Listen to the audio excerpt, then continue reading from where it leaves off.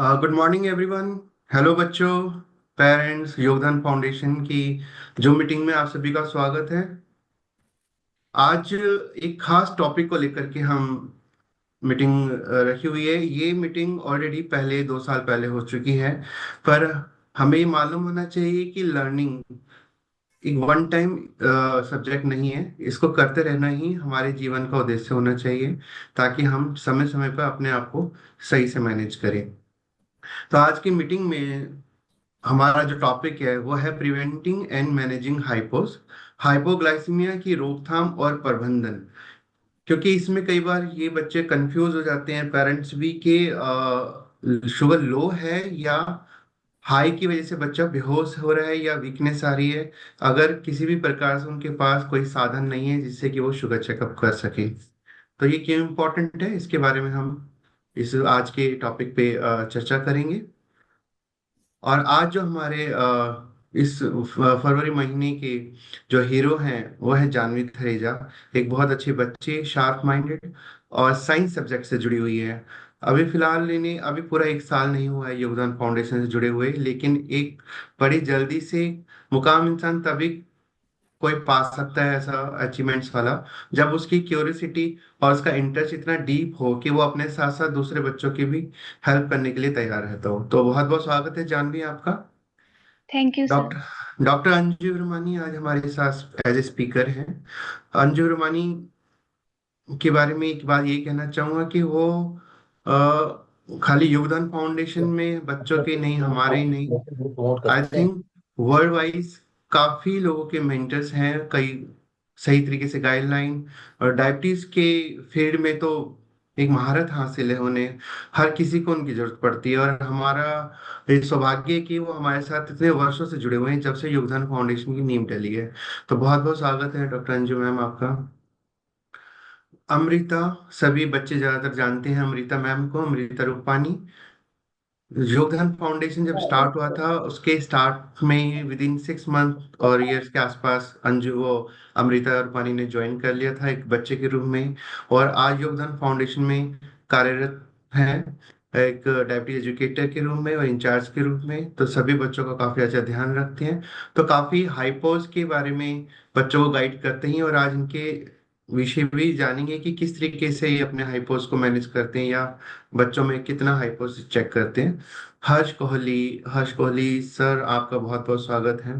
एक नाम बना लिया है आपने अपना टाइप 1 डायबिटीज कम्युनिटी में। शायद ही कोई है जो आपको आपके नाम से नहीं जानता, क्योंकि आपका जो हर बच्चे के साथ, पेरेंट के साथ जो कनेक्टिविटी रही है पॉजिटिवली, वो एक छाप छोड़ देती है कि जब भी उनको किसी भी समस्या, कोई भी, चाहे वो स्कूल से जुड़ी हुई हो, जॉब से जुड़ी हुई हो, चाहे डायबिटीज से जुड़ा हो, फैमिली मैटर हो, कुछ भी हो, तो हर्ष कोहली पहला शायद वो नाम है जो उनकी जुबान पे आता है। और हम भी अपने आप को लकी समझते हैं कि योगदान फाउंडेशन के साथ काफी लंबे समय से एसोसिएट हैं, और समय समय पर हमारे साथ आकर के कदम मिला करके चलते हैं। बहुत बहुत स्वागत स्वागत है आपका हर्ष कोहली जी। अरुणा शर्मा। अरुणा शर्मा एक बड़े टाइप 1 डायबिटीज के साथ एक बड़ा एक्सपीरियंस है उनका। हर तरीके की काफी सीनियर हैं अरुणा हमारे योगदान फाउंडेशन में। और जब भी वो किसी बच्चे की काउंसलिंग या उनको गाइड करती है, तो वो ही बातें नहीं सुनती जो बच्चा कह रहा होता है, वो उनके बैकग्राउंड को भी जानने की कोशिश करती है, और कहाँ वो बच्चा वीक पड़ सकता है, कहाँ उसको मजबूत करना है। तो ऐसे होनहार बच्चे वॉलेंटियर के रूप में योगदान फाउंडेशन के साथ कार्यरत हैं। तो अरुणा शर्मा, बहुत बहुत स्वागत है आपका। तो चलते हैं दो बैक स्टेज हीरो की तरफ। Next slides, Himani please.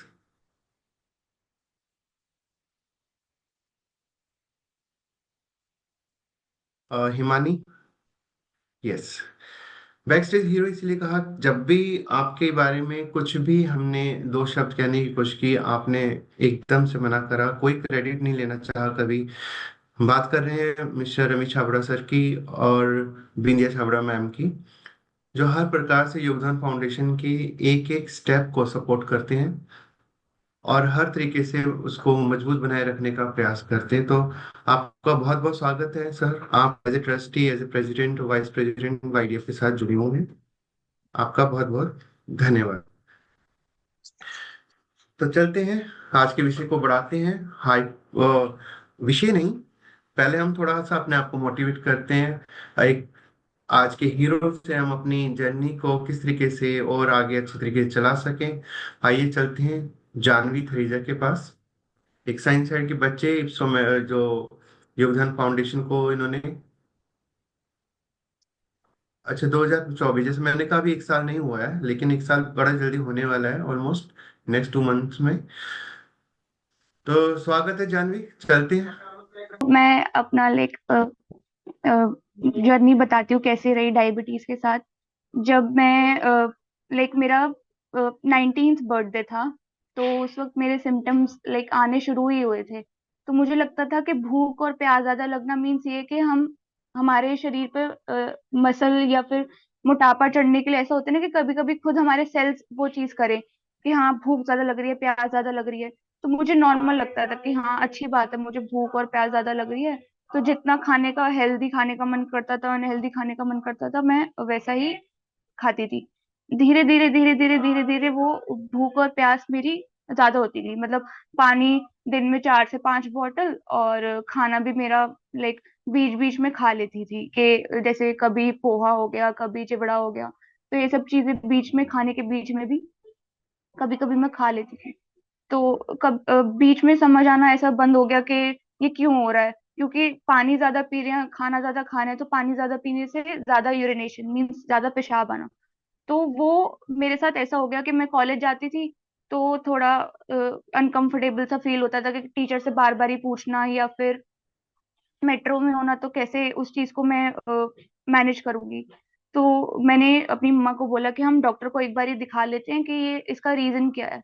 तो जिन डॉक्टर को हम उस वक्त दिखा रहे थे, तो उनको ये चीज समझ नहीं आई, और उन्होंने मुझे सिर्फ जैसे यूरिन कम तो नहीं आ रहा था, बट उसमें फॉर्म आ रहा था। तो फॉर्म कम आने की उन्होंने मुझे दवाई दे दी, और उन्होंने कौन सी दवाई दी वो मुझे समझ ही नहीं आया। तो सिर्फ 15 दिन मैंने वो दवाई खाई। उसके बाद ऐसा हुआ कि जब मेरा ये जर्नी स्टार्ट हुई, तो वो ऐसे हुई कि यूरिन टेस्ट और ब्लड टेस्ट तो हर डॉक्टर कह देते हैं कि आप करवा लो। तो जिन डॉक्टर के पास मैं गई वो नॉर्मल फिजिशियन थे। तो उन्होंने मुझे कहा कि हाँ आप एक बार ही चेकअप करवा लो, यूरिन टेस्ट और ब्लड टेस्ट के, देखते हैं कि क्या रीजन हो सकता है। तो यूरिन टेस्ट में मेरे +4 कीटोन्स आए। तो वो डर गए कि ये क्या, ये इस बच्चे को अब डायग्नोसिस, मतलब उस दिन मुझे जाके पता लगा कि मेरा अगर यूरिन में कीटोन्स आ रहे हैं, तो खुद क्योंकि साइंस साइड की थी तो ये चीज समझ आई कि कीटोन्स आना मीन्स डायबिटीज होना। तो उस दिन मेरा ये था कि हम किसी एंडो को ढूंढते हैं, एंडोक्राइनोलॉजिस्ट को ढूंढते हैं, या कोई जो डायबिटीज से जो मुझे उसका सुझाव दे पाए कि मैं क्या चीज शुरू कर सकती हूँ। तो सबसे पहली चीज हमारी ये होती है कि डायबिटीज को हम ऐसे समझते हैं कि मेडिसिन खा सकते हैं। तो मेरे पेरेंट्स को भी उतना ही पता था। तो जब हम फर्स्ट डे डॉक्टर के पास गए, वो नॉर्मल फिजिशियन जो थे वो हमारे एरिया के नामी मतलब डॉक्टर हैं। तो कार्डियोलॉजिस्ट भी हैं और बच्चों को भी देखते हैं, फिजिशियन भी हैं। तो उन्होंने बोला कि आप इसको एक अच्छे डॉक्टर और इसको एक अच्छे डाइटिशियन की और एक अच्छे डॉक्टर की नीड है। क्योंकि इस उम्र में जो ये वाली डायबिटीज होती है यूजुअली बच्चों को होती है जब वो 3 साल के होते हैं, 4 साल के होते हैं, 10 साल की उम्र से कम बच्चों को होती है, जुवेनाइल डायबिटीज है। तो मेरे पेरेंट्स को लगा कि ये वाली डायबिटीज मतलब जो नॉर्मल देखा जाए कि हम दवाई भी खा सकते हैं, या फिर इंसुलिन लगाना जरूरी थोड़ी ना है।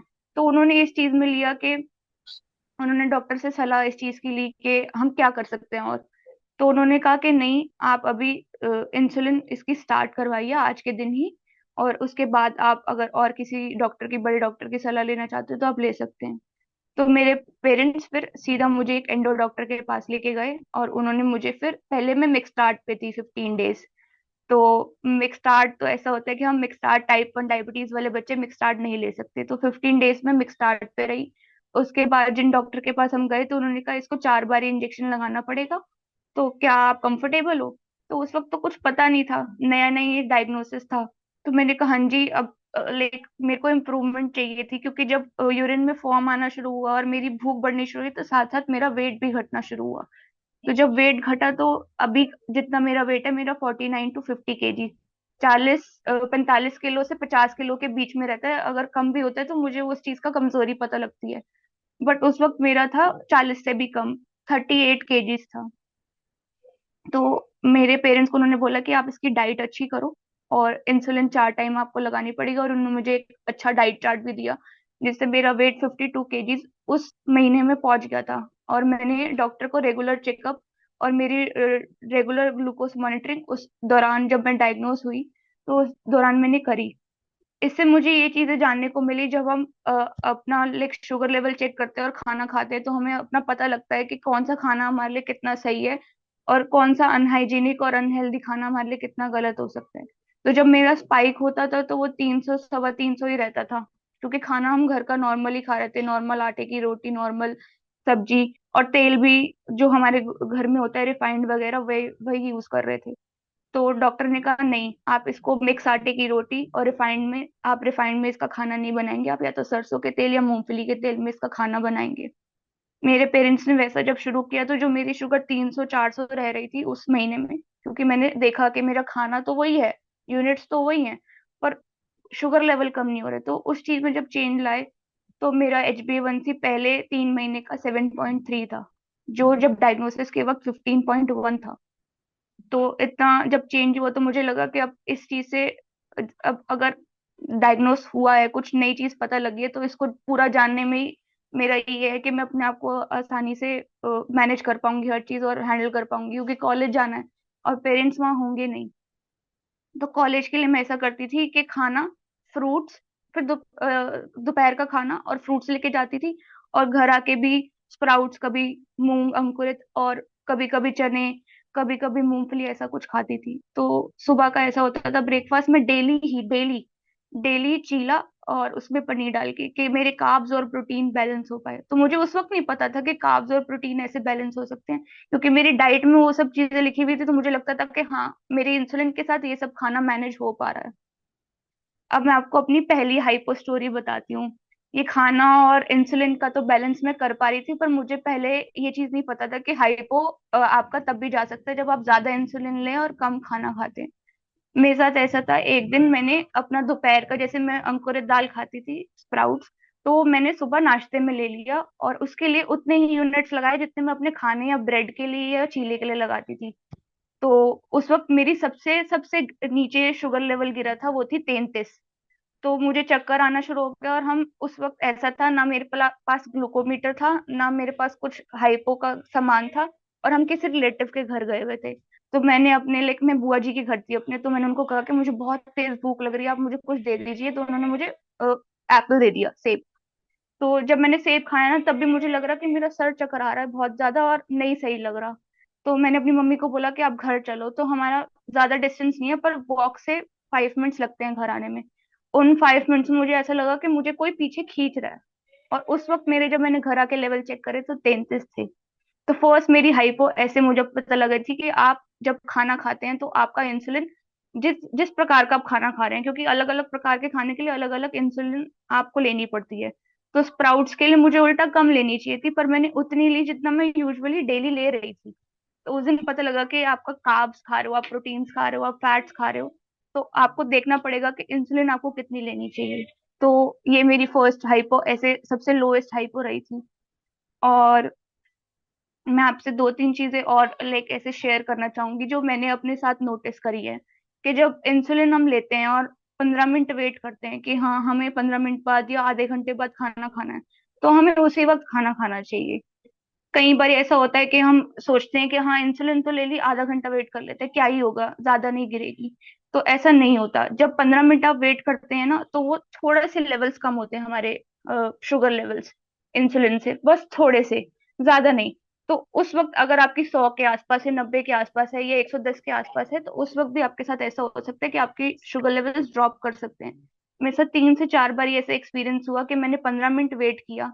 पर कभी कभी ऐसा होता है, आप बाहर होते हैं तो आपको आधा घंटा भी वेट खाने के लिए करना पड़ता है, क्योंकि अगर आपको खाना नहीं है और आप खाना आने का वेट कर रहे हैं, तो उस वक्त 1 2 बारी मेरे लेवल्स ड्रॉप करे हैं। तो हमें ऐसा होना चाहिए कि खाना पहले हमारे सामने होना चाहिए, फिर हम इंसुलिन लगाए और 15 मिनट वेट करें।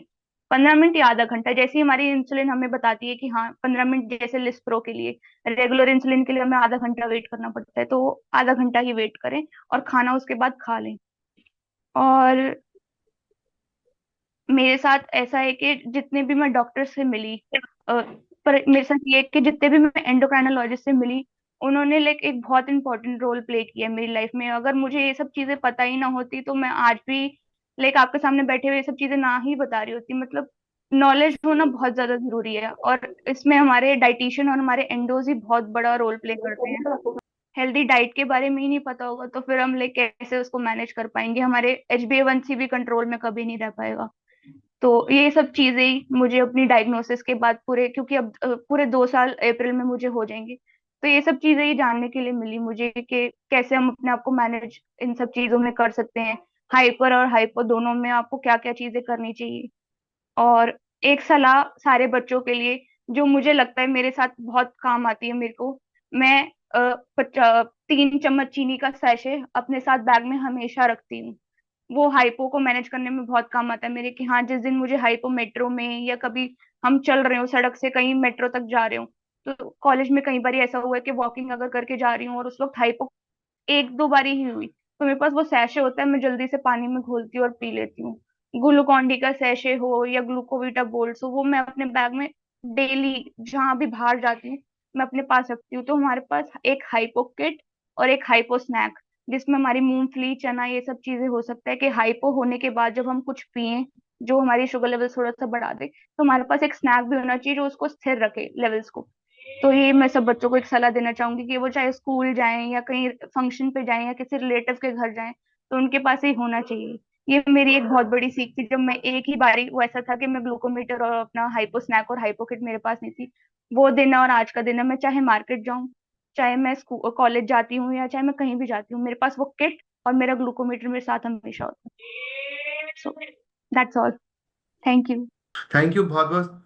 बहुत सही लगा और बहुत अच्छे तरीके से आपने बताया जानवी। शायद कई बच्चों ने इस चीज को समझा हुआ कि लो शुगर हर तरीके से एक समस्या ही बनती है, चाहे वो पेरेंट्स के लिए बने, चाहे जिस इन्वायरमेंट में हम वहाँ पर हों, उस आसपास के एटमोसफेयर के लिए बने, और या हमारे लिए बने।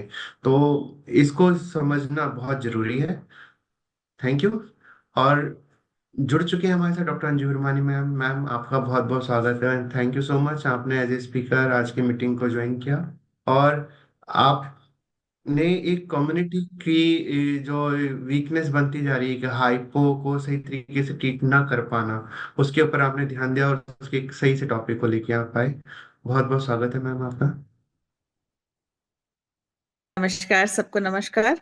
और सॉरी मैंने जानवी का शुरू का मिस किया, पर मुझे लगता है कि मुझे आज कुछ बोलने की जरूरत ही नहीं पड़ेगी, बिकॉज जानवी ने सब कुछ पहले बहुत अच्छे से संक्षिप्त में बता दिया, खास करके अपने एक्सपीरियंसेस के साथ। पर हमने इस मीटिंग का इसीलिए रखा आज सब्जेक्ट, कि कुछ दिन पहले एक बच्चे के मैसेजेस आए जो मैंने अभी आपको भेजे हैं ग्रुप में, कि मेरे बच्चे की शुगर बहुत लो जा रही है, हर रोज लो जा रही है, तो हम क्या करें। बहुत पैनिक हो रहा था। और ये काफी कॉमन चीज है कि शुरू शुरू में जब डायबिटीज डायग्नोज होता है तो बहुत हाई शुगर्स हैं, इंसुलिन शुरू करते ही हनीमून थोड़ा सा शुरू हो जाता है, तो पट से हाइपोस शुरू हो जाते हैं। और हाइपोस के डर से अगर हम आगे बढ़ के ये हिम्मत ही ना करें कि शुगर कंट्रोल में रहे, 300 की शुगर कोई बात नहीं, हाइपो नहीं होना चाहिए, तो फिर बहुत मुश्किल हो जाता है। तो आज मैं अपने स्लाइड्स के साथ अगर अनिल जी उनको प्रोजेक्ट कर दे तो हाइपोग्लाइसीमिया क्या है, हम उसके बारे में जानकारी क्यों होनी चाहिए, रोकथाम कैसे करें, इलाज कैसे करें। Next slide please. बहुत संक्षिप्त में मैं आपको कहूंगी, बिकॉज जो हमारी पैनल है वो इतनी सीनियर है और इतनी एक्सपीरियंस्ड है कि हम पैनल से भी ज्यादा शेयर करना चाहेंगे, ना कि मेरी बात सुने। तो normal sugar, next slide please Anil ji, वो उसमें एनिमेशन में आ जाएगा। हाँ जी। नॉर्मल शुगर का स्तर 80 से 120 होना चाहिए, तो हम मान के चलें कि 100 के करीब होना चाहिए। अगर वो 70 से नीचे चला जाता है तो हम उसको कम मानते हैं। अगर वो 55 से नीचे चला जाता है तो उसको सीरियस हाइपो मानते हैं।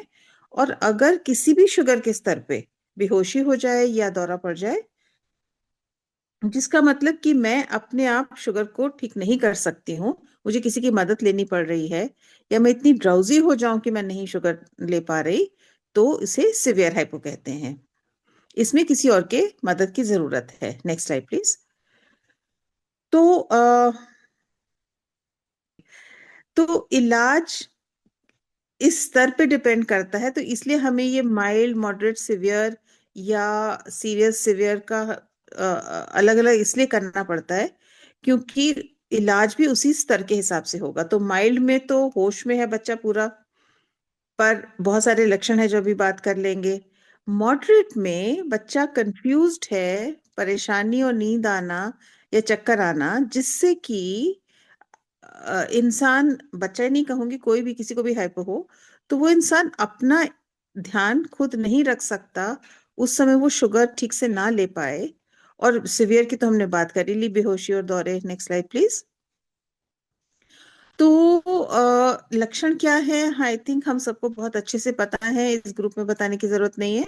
पर एक बार फिर से कह दें कि चक्कर आए, पसीना बहुत आए, मूड स्विंग्स हो, एकदम अचानक गुस्सा होने लग जाए इंसान, कि अच्छा खासा बैठा हुआ था और चिल्लाने लग जाए, हाथ कांपने लगे, बहुत तेज भूख लगे, या धुंधला दिखे, दिल की धड़कन बढ़ जाए, रंग बिल्कुल फीका पड़ जाए, बहुत जोर से सिर दर्द हो या बहुत थकान की फीलिंग हो।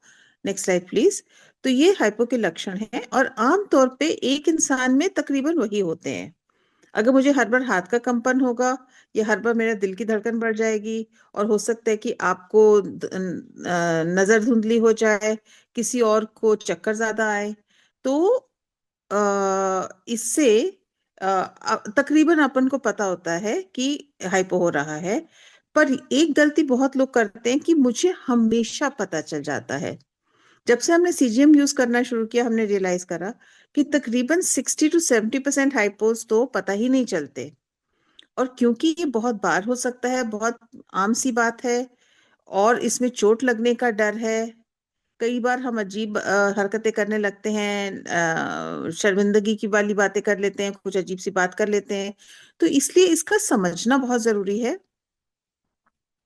हाइपो के चलते हमारी पढ़ाई में बाधा पड़ जाती है या हमारे काम में बाधा पड़ जाती है, हम समझ नहीं पाते। कभी कभी तो न्यूरोलॉजिकल कमियां भी हो जाती हैं, जैसे कि कोई हाथ ना चलना, या बहुत बुरी तरह धुंधला दिखना, ऑलमोस्ट अंधेपन की तरह, या कोई और न्यूरोलॉजिकल डेफिसिट। ये जब हमें जानकारी हो कि ये हो सकता है, तो फिर हम उसको प्रिवेंट कर सकते हैं।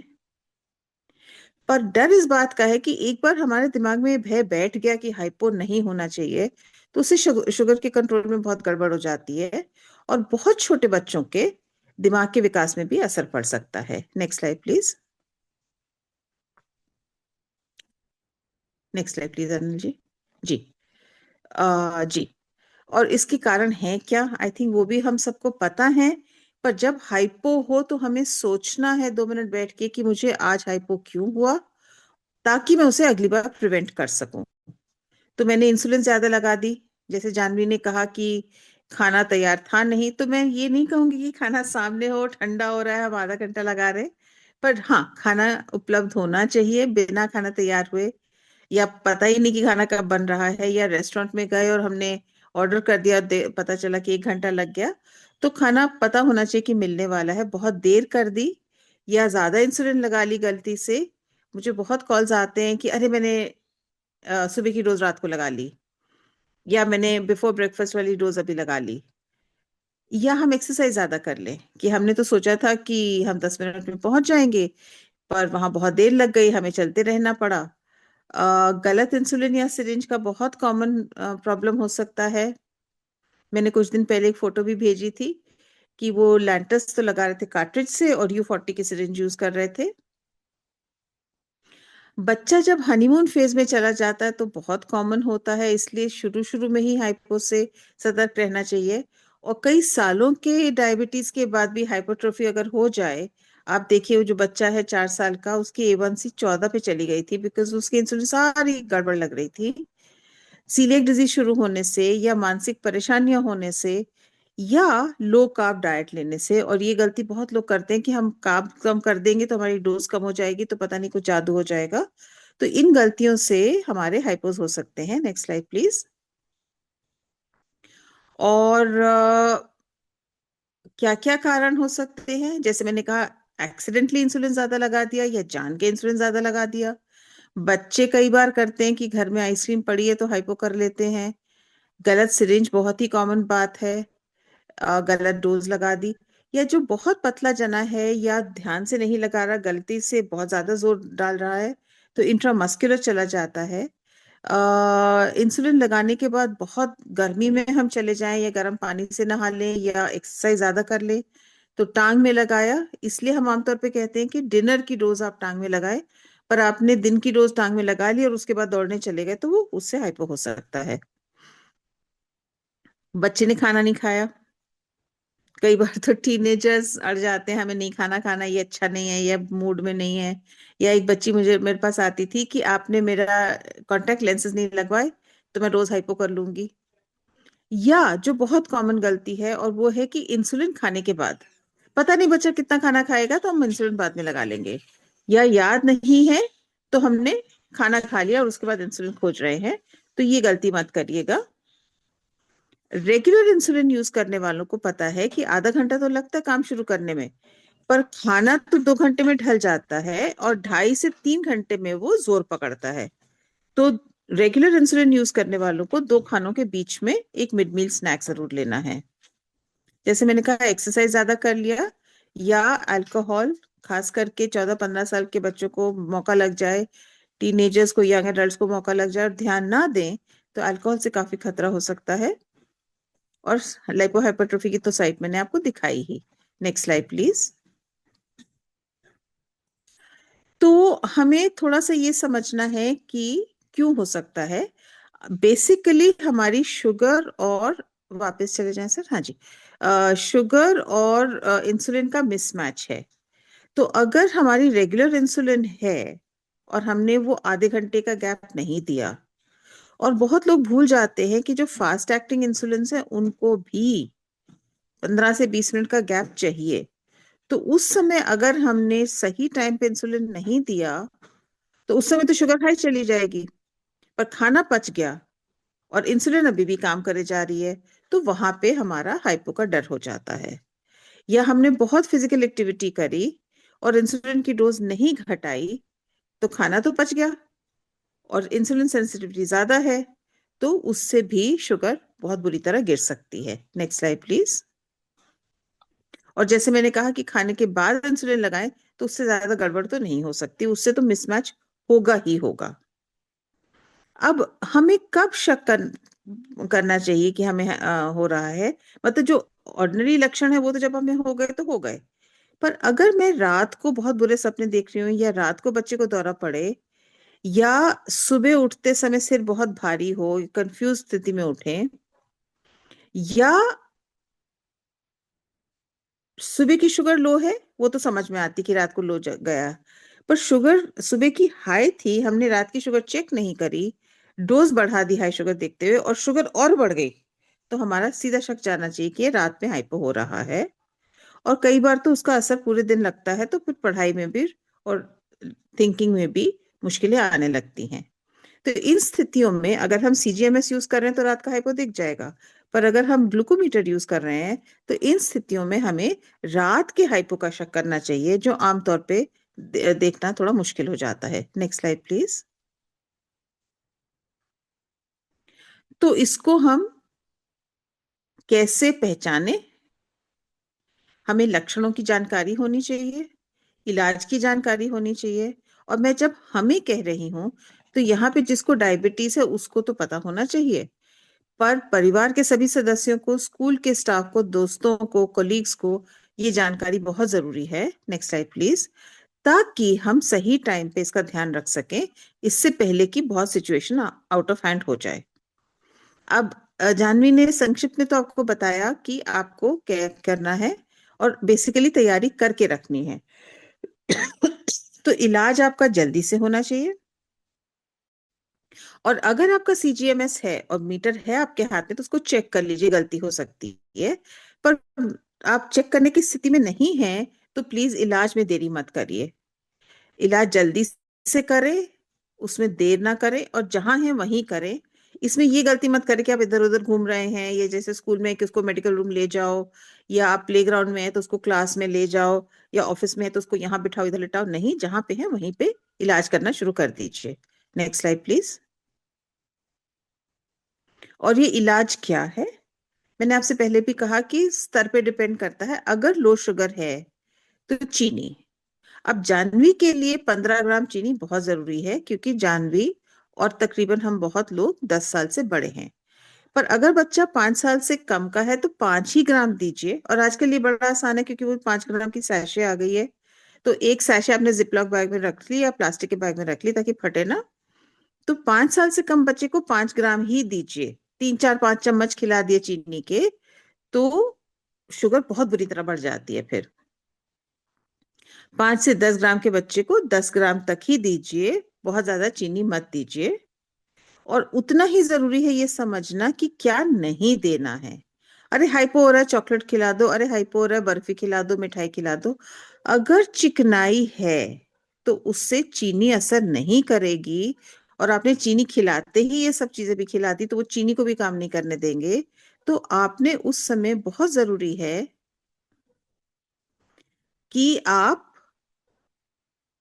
कोई चिकनी चीज ना दें, सादी चीनी दें। और मैं तो ये कहूंगी कि पानी में घोलने का कष्ट मत करें।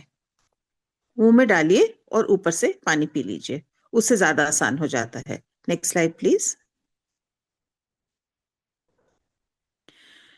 ये तो है माइल्ड हाइपोग्लाइसीमिया कि हमने चीनी खिला दी। अब बहुत जरूरी है कि उसके बाद हाय तौबा ना मचाएं। चीनी खाते ही आपने बर्फी या कुछ खाना शुरू कर दिया, 15 मिनट तक शांति से रुकिए। तो आपको सीजीएमएस में लो शुगर दिखी या आपको लक्षण हुए, आपने शुगर चेक करी, आपने 15 ग्राम या 5 ग्राम या 10 ग्राम चीनी खा ली। अब 15 ग्राम रुकिए, उस चीनी का असर होने दीजिए। और जब खून में वो चीनी जाएगी 15 मिनट के बाद, आप शुगर फिर से चेक करिए, सीजीएमएस पे नहीं, फिंगर पे। अगर वो नॉर्मल हो गई है तो वेरी गुड। अगर वो नॉर्मल नहीं हुई है तो फिर से चीनी दीजिए। और यदि चीनी शुगर की स्तर बढ़ गई है और खाने का टाइम हो ही रहा है तो माइनस करके इंसुलिन की डोज लगा के खाना खिला दीजिए। अब इस समय आपने गैप नहीं देना है और डोज भी थोड़ी कम करनी है। पर ये गलती मत करिए कि हाइपो हुआ तो फिर इंसुलिन देंगे ही नहीं, खाना खिला देंगे। और अगर खाने से काफी दूर है टाइम अभी तो स्नैक दे दीजिए, और ऑब्वियसली उसमें फिर आप इंसुलिन नहीं देंगे। Next slide please. यदि मॉडरेट हाइपोग्लाइसीमिया है, याद करें कि माइल्ड में तो बच्चा बिल्कुल सही है या इंसान बिल्कुल सही है। मॉडरेट में बच्चा थोड़ा परेशान है, इंसान थोड़ा परेशान है, तो वो डिसीजन नहीं ले पा रहा। तो चीनी आपने वैसी देनी है, पर अब आपने जिसको डायबिटीज है उस पे भरोसा ना करके किसी ने और ने देनी है। और अगर बच इंसान काफी चक्कर में है, घबराया हुआ है, सटक पा रहा है पर नहीं बात मान रहा, पियो पियो दांत खींच लिए या कुछ, तो जो दांत खींचे हुए हैं तो आपने मुंह के अंदर ग्लूकोज का पेस्ट या शहद को लगा दिया ताकि वहां से अब्जॉर्ब हो जाएगा जैसे तंबाकू एकदम से जाता है। और अगर आपके पास ग्लूकागॉन है और स्थिति खराब हो रही है तो ग्लूकागॉन भी लगा सकते हैं। Next slide please. या अगर स्थिति इंप्रूव नहीं हो रही है, नेक्स्ट स्लाइड प्लीज। अनिल जी आगे बढ़े। हाँ जी।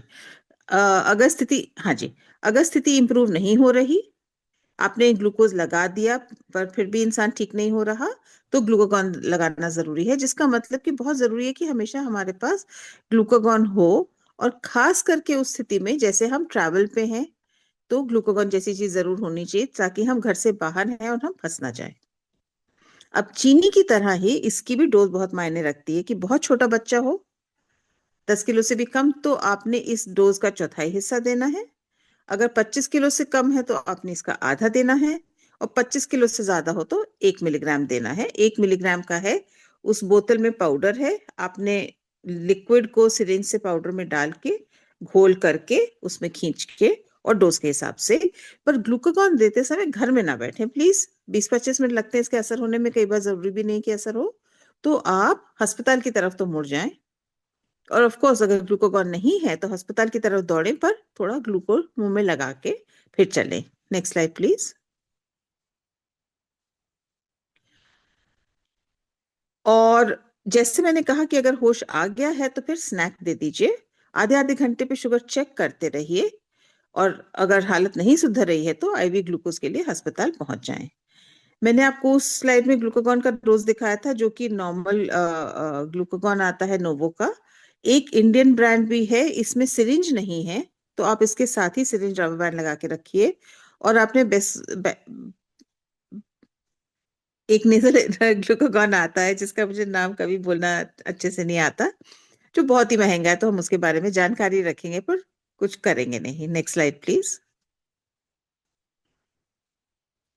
तो ये तो हो गया कि अगर हाइपो हो गया, पर इसको ना ही अच्छा ज्यादा होगा कि ना ही हो, तो कैसे रोकथाम करें? खाना मिस ना करें, खाना देर से ना करें, देर हो जाए तो हो सकता है, अगर दिख रहा है कि खाने में अभी देर है तो स्नैक ले लें, अगर ज्यादा एक्टिविटी हो तो स्नैक ले लें, अगर शाम को बहुत ज्यादा एक्टिविटी करी हो, बच्चा 1.5 घंटा खेल के आया, या आपने बहुत लंबी सैर कर ली, या आपको काफी दूर चलना पड़ा क्योंकि मेट्रो तंग कर रहा था, तो रात की डोज को जरूर कम करें और उस रात को जरूर चेक करें। और जब आप चिकनाई का खाना खा रहे हैं तो शुगर बहुत धीरे धीरे बढ़ती है, तो उस हेवी खाने के बाद कई बार फौरन हाइपो हो सकता है और बाद में फिर शुगर हाई जा सकती है, तो उसका भी थोड़ा ध्यान रखें। Next slide please. और जब बार बार हाइपो हो तो ग्लूकागॉन जो लिवर में स्टोर्ड है वो कम हो जाता है, तो अगर बार बार हाइपो हो तो इंसुलिन की डोज को प्लीज थोड़ा कम कर दें। यदि एक्सरसाइज का टाइम पता हो तो बेटर है कि आप इंसुलिन को कम कर दें, ना कि ज्यादा खाएं। और इसके साथ एक जो दो प्रिकॉशंस रखने हैं वो ये हैं कि हमेशा हमारा डायबिटीज आई कार्ड हमारे पास हो, और उसके ऊपर हो सके तो लैमिनेट करके 2 टॉफीज सेलो टेप के साथ चिपका दें कि ये टॉफी जरा मेरे मुंह में डाल दीजिए अगर मैं कुछ अजीब हरकत कर रहा हूं तो। और हमारे परिवारजनों को, स्कूल स्टाफ को, सहकर्मियों को, सबको पता होना चाहिए कि हमने क्या करना है हाइपो की स्थिति में, क्योंकि अगर मुझे मॉडरेट हाइपो हो रहा है तो मैं तो कुछ कर ही नहीं सकती। अगर हाइपो का शक हो और आप ग्लूकोज नहीं चेक कर सकते तो 5 से 10 ग्राम चीनी देने में कोई हर्ज नहीं है। और ये याद रखिए कि जैसे आप पार्टी में जाते हैं, ज्यादा खाना खाते हैं, तो जरूरी नहीं कि इंसुलिन ज्यादा लगाएं, क्योंकि अगर फिजिकल एक्टिविटी ज्यादा हो तो उसमें भी हाइपो हो सकता है। Next slide please. और एक बार हाइपो हो गया तो दूसरी बार ना हो, तो बहुत जरूरी है कि हम सिर खुजलाएं कि क्या चक्कर था, क्यों हाइपो हुआ। बहुत बार मैं डायरीज देखती हूँ कि उसमें 50 60 40 लिखे हुए हैं, मजे से लिखे हुए हैं, ये नहीं सोचा कि ये 50 60 40 क्यों हुआ, हम इसे रोक कैसे सकते हैं, अगली बार हमें हाइपो ना हो। तो कहाँ पे हाइपो के कारण है, उनको हम कैसे रोक सकते हैं। और कई बार अगर बहुत ही परेशानी हो रही हो तो कम से कम बीच में से एक आधी बार सीजीएमएस का भी सोचें। Next slide please. क्योंकि सीजीएम आपके रात के हाइपोस को पकड़ लेगा, सीजीएम आपको बता देगा कि शुगर कब लो जा रही है। अब जैसे इस स्लाइड में आप देखेंगे कि इस बच्चे को दिन में 3 रातें लो गई, तो फिर डोज एडजस्ट कर सके क्योंकि पता था कि रात को हाइपो हो रहे हैं।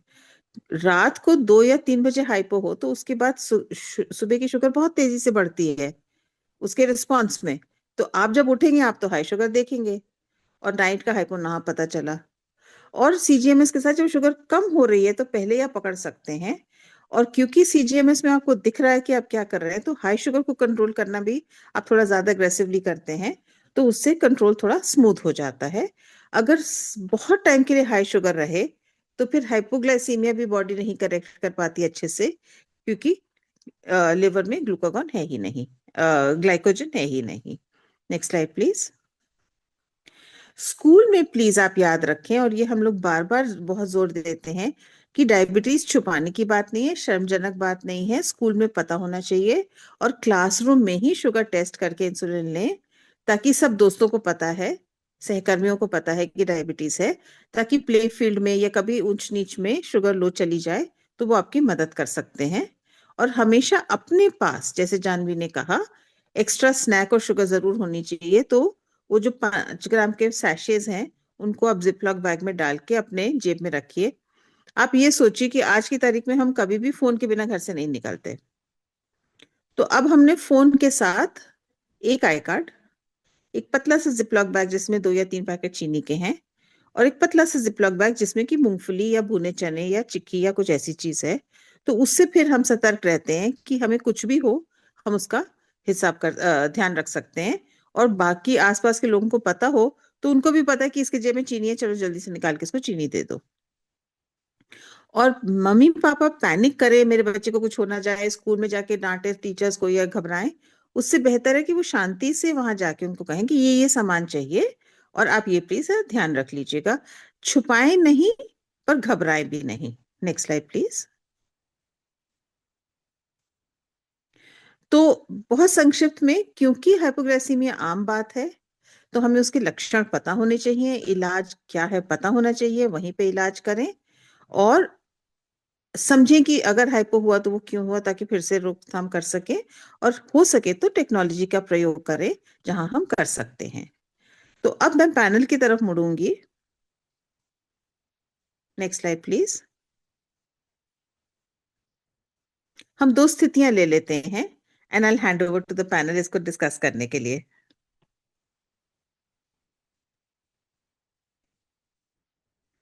हिमानी, आप पहला केस लेना चाहोगे या अरुणा आप पहला केस लेना चाहोगे?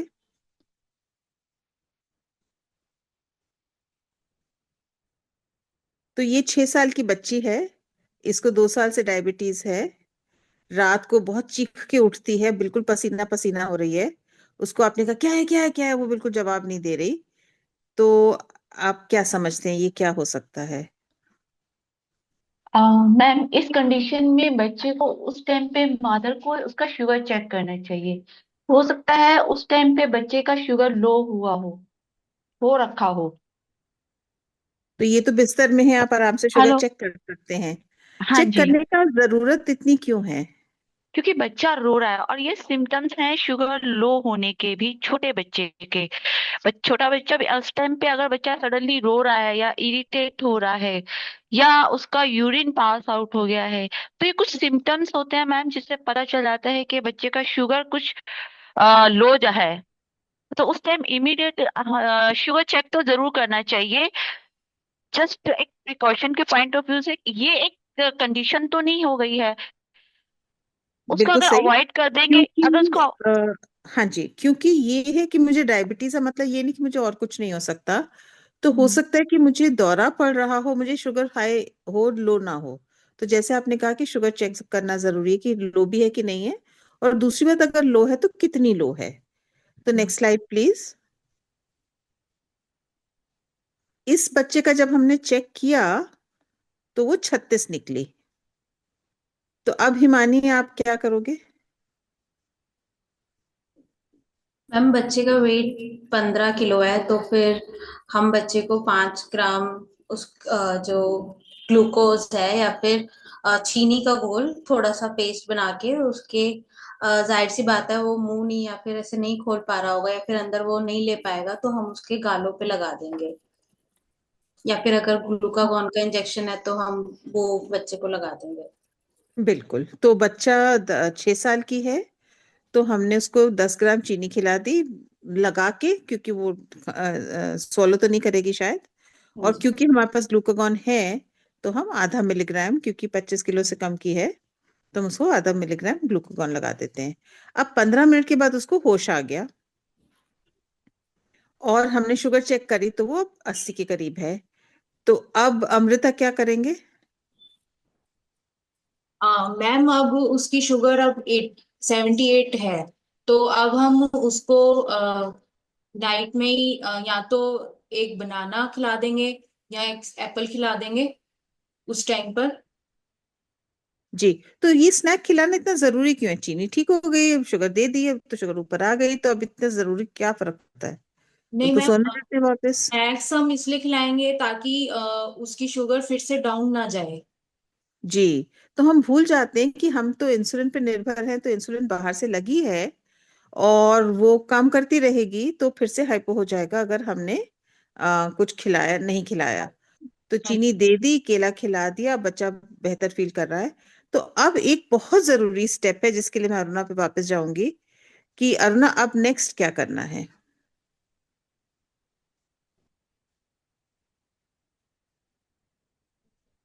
आप अनम्यूट हो। आप म्यूट हो दीदी।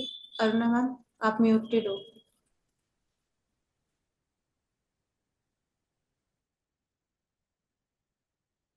अभी भी म्यूटेड हो आप। हाँ हिमानी आप हाँ, ऐड हो कर गया। लो। हल हाँ जी। हेलो। हाँ अब जी क्या मैम। करना है? कार्बोहाइड्रेट उसको जरूर देना है ताकि शुगर जो है उसका वापस डाउन ना जाए और उसका मैनेज रहे। उसके बाद उसको 36 ईयर्स का हो गया था, तो एक बार उसको जो है वापस शुगर भी चेक करना है और उसको उसकी शुगर दोबारा एक बार चेक जरूर करनी है। एक और बहुत जरूरी चीज क्या करनी है? आप में से कोई भी बताएं। शुगर लो क्यों हुई उसका रीजन भी पता करना है। हाँ, हाँ यही जी। हाँ जी। तो। तो बिल्कुल। हाँ। जो हम तो नेक्स्ट शुरू से स्लाइड मैम प्लीज। रिइटरेट कर रही हैं कि शुगर बहुत लो का जरूरी है कारण। कि जाने की क्यों हुआ। Next slide please.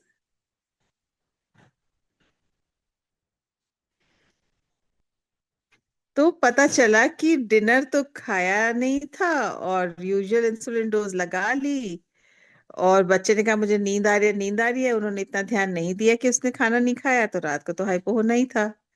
या अगर वो शाम को बहुत ज्यादा खेली थी तो वही नॉर्मल डिनर दे दिया, नॉर्मल डोज लगा दी, तो उससे हो गया।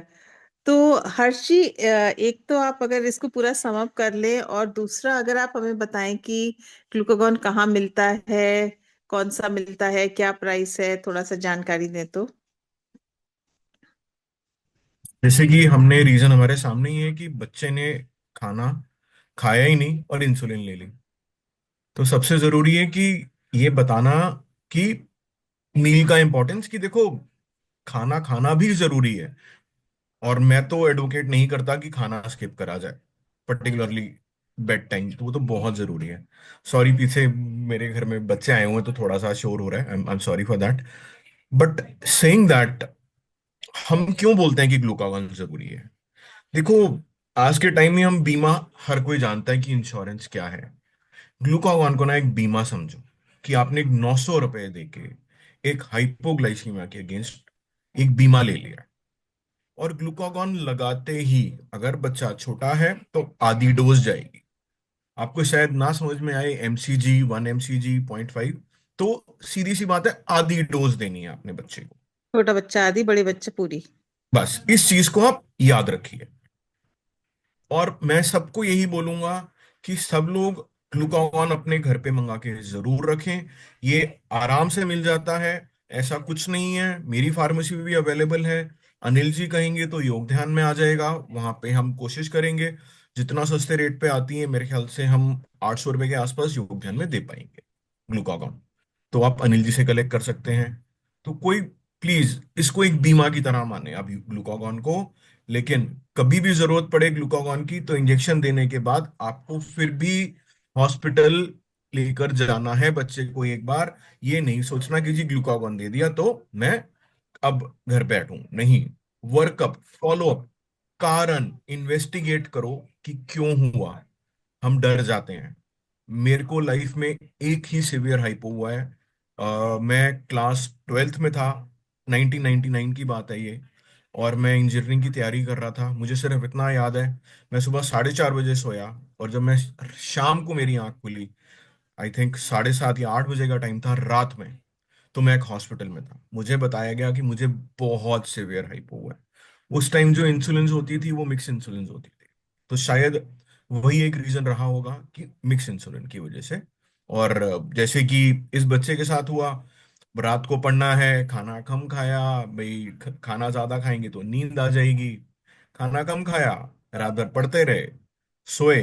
और तो यही रिक्वेस्ट है कि अगर आप, बच्चा पढ़ भी रहा है तो प्लीज उसको एनफोर्स करें कि कार्ब्स खाने जरूरी है। आज के टाइम में तो हर चीज है हमारे पास। शुगर मॉनिटर कर सकते हैं आराम से आप, अगर सीजीएम नहीं अफोर्ड कर सकते, नहीं है आपके पास सीजीएम, तो आप ग्लूकोमीटर चेक, तो बच्चे को ये रीट्रेट करो कि अगर आपका बच्चा रात को पढ़ने की उसकी हैबिट है, तो बेटा सोने से पहले प्लीज एक बार अपनी शुगर चेक करके सोना है आपने।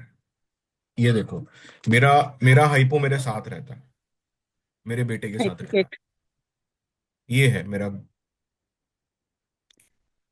तो ओवर मैं टू एक यू। बहुत माफी चाहूंगी कि एक बहुत बड़ी चीज मैंने मिस कर दी, और वो ये था जो आपने अभी याद दिलाया हर्षी, कि अगर आप प्री मिक्स्ड पे हैं या अगर आप 2 या 3 डोजेस पे हैं तो कृपया कृपया कृपया बेजल बोलस पे आ जाइए। अच्छा। क्योंकि अगर आप इंसुलिन मैच नहीं करेंगे तो इंसुलिन बहुत ही खतरनाक चीज हो सकती है। छुरी की तरह है कि सब्जी काटने के लिए यूज कर रहे हैं, पर उंगली ना काट लीजिए उसके साथ और खूनो खून ना हो जाइए। अगर आप प्री मिक्स्ड पे हैं तो आप समझ लीजिए कि आपने बीमारी का भी बीमा ले रखा है, कि आपको रोज कुछ ना कुछ क्राइसिस तो होगा। और कई बार बच्चा नहीं रात को खाना खाना चाहता, तो ठीक है, आप फिर डोज तो कम कर दीजिए ना। जब आपके पास बेसिल बोलस का फैसिलिटी है कि जितना खाया उतना लगाया, तो बच्चा नहीं खाना चाहता या बच्चे को उल्टी हो रही है या वो नहीं मूड में है, तो आपने बहुत छोटी डोज लगाई या डोज ना लगाई। और शुगर के ऊपर नजर रखी, शुगर को चेक करने से मत चूके, और नजर रख ली कि शुगर लो तो नहीं जा रही। और खास करके ऐसी स्थिति में आधी रात को जरूर चेक कर लें। एंड यू आर राइट हर्ष जी, कि आजकल एग्जाम्स के वक्त मम्मी पापा सो जाते हैं और ये नहीं पता कि बच्चा पढ़ नहीं रहा, वहां पे आधे बेहोशी में पड़ा हुआ है। तो जब आप रात को एक्टिव हैं और आपने अपनी डोज एडजस्ट नहीं करी, तो उसके हिसाब से आप शुगर पे जरूर नजर रखिए। और अगर मैं लो 60-50 पे ना जाऊं, बेहोशी में ना जाऊं, मेरी केवल 70 है, 72 है, पढ़ाई तो मेरी होली, फिर मेरी पढ़ाई नहीं होने वाली, फिर तो बैठ के वहां पे कुछ दिमाग में नहीं जा रहा। तो उस पॉइंट ऑफ व्यू से भी आई थिंक बहुत जरूरी है कि हम शुगर पे नजर रखें कि भैया पढ़ रहे हैं तो कम से कम उसका फायदा तो हो। तो ये बहुत जरूरी है कि हम ग्लूकागॉन रखें और शुगर हमेशा अपने पास रखें। हर्षी, आपने वो बड़ा सुंदर वाला पैकेट तो दिखा दिया, पर मैं ग्लूकोवीटा से थोड़ी सी, मुझे ये डर लगता है कि वो बहुत सुंदर पैकेट्स होते हैं, नाइस ग्रीन ऑरेंज फ्लेवर्स। तो जब आप ग्लूकोवीटा खरीदते हैं उसका छिलका उतार लीजिए ताकि वो लगे दवाई, वो सफेद सी सीरियस सी बात लगे। बच्चों के लिए खास करके उनके दोस्त ना चोरी कर ले कि यार ये तो बहुत अच्छा मौका है, इसको खा लो खा लो। और कई बार, एक बार आप ग्लूकावीटा ले लीजिए तो उसकी बोतल में ही टाइट ढक्कन है, चीनी डाल दीजिए ताकि कुछ रोमांटिक उसमें बात है ही नहीं। और मजे लेके आपने पहले खा लिया, फिर पता चला कि हाइपो में कुछ नहीं है। तो जितनी ज्यादा बोरिंग इलाज हो सकता है हाइपो का करिए प्लीज, एज पेरेंट्स। और खुद के लिए भी मैं कहूंगी कि अगर मैंने सोचा कि अरे यार हाइपो हो रहा है, चॉकलेट का अच्छा मौका है, मैं जल्दी से चीनी खा लेती हूँ, उसके बाद फिर मैं चॉकलेट खाऊंगी मजे से। अरे बटर स्कॉच आइसक्रीम पड़ी है फ्रिज में, यही मौका है, चलो चलो थोड़ा सा हाइपो कर लेते हैं, तो अपने आप नहीं। हाइपोग्लाइसीमिया में प्लीज वो इलाज करिए जो दवाई की तरह है, जो सड़ा गला दुखी करने वाला इलाज है, कि जो सबसे बोरिंग शुगर है वही खानी है, स्नैक भी बोरिंग वाला खाना है, ताकि सबकॉन्शियस माइंड भी हमारा ये ना कहे कि चल यार बर्फी पड़ी है ना, यही हाइपो का मौका है। और ग्लूकागॉन के लिए भी मैं ये कहूंगी कि अगर आपके पास ग्लूकागॉन है और वो एक्सपायर हो गया है, तो प्लीज याद रखिए कि 6 महीने साल भर तक तो बड़े प्रेम से चल सकता है, तो जल्दी में मत फेंकिए उसे। और उसके बाद भी अगर आपके पास पड़ा हुआ है तो बहुत अच्छी बात है कि क्राइसिस नहीं हुआ, आपको जरूरत नहीं पड़ी, पर उसको ऐसे मत फेंकिए। उसको प्लीज एक बार प्रैक्टिस कर लीजिए, क्योंकि उसको घुलने में थोड़ा टाइम लगता है। तो जब आप प्रैक्टिस करेंगे तो आपको अंदाज हो जाएगा कि हाँ, इसको मुझे इतना टाइम चाहिए होता है, क्योंकि इमरजेंसी में जब आप पहली बार घोलेंगे ना, तो बहुत हाथ के पसीने छूटते हैं। तो अपने आप को टाइम दीजिए कि अच्छा इतने से होता है। और एक आखिरी चीज में, हाँ थैंक यू सो मच, एक आखिरी चीज मैं ग्लूकागॉन के लिए कहूंगी कि अगर आप ग्लूकागॉन दे रहे हैं तो प्लीज आप जमीन पे बैठ के तब दीजिए, क्योंकि बहुत बार हाथ कांप रहे हैं, बच्चे को दौरा पड़ रहा है, बच्चा चीख रहा है या बहुत बुरी हालत में है, बेहोश है, हाथ कांप रहे हैं, वो गिरा टूटा, तो आप बैठ जाइए या बिस्तर पे बैठ जाइए या जमीन पे बैठ जाइए, ताकि वो गिरेगा भी तो आपकी गोदी में ही गिरेगा और टूटेगा नहीं, ताकि आप उसे यूज कर सकें। अनिल जी अगर नेक्स्ट स्लाइड पे जाएं तो। जी। तो Harsh ji, you can take over the next case and discuss it with everybody. Thank you ma'am. 10 साल का बच्चा जिसको टाइप 1 डायबिटीज है, वो फिजिकल एजुकेशन के पीरियड में स्कूल गया और वो एज यूजुअल अपना खेल कूद कर रहा था, झूले झूल रहा था। एकदम से बच्चे ने चीखना चिल्लाना शुरू कर दिया। मुझे कोई भी बता पाएगा आप में से कि क्या कारण हो सकता है? ऑडियंस को बोलते कि आप अनम्यूट करके बताइए। हाँ जी। उसको हाइपोग्लाइसीमिया हो रहा है। Very nice. अब हाइपोग्लाइसीमिया हो रहा है तो क्या करना चाहिए, क्या करा होगा? सबसे पहले हम क्या करेंगे? उससे सबसे पहले अपने टीचर्स और सबको इन्फॉर्म करना चाहिए और उसके बाद में हाइपोग्लाइसीमिया का ट्रीटमेंट करना चाहिए। पर बच्चे की तो हालत ही नहीं है बताने की। आप समझ रहे हो आराध्या? इस बात को ध्यान से समझो। मेरी शुगर लो हो रही है, मेरे दोस्त को पता है कि हर्ष को डायबिटीज है।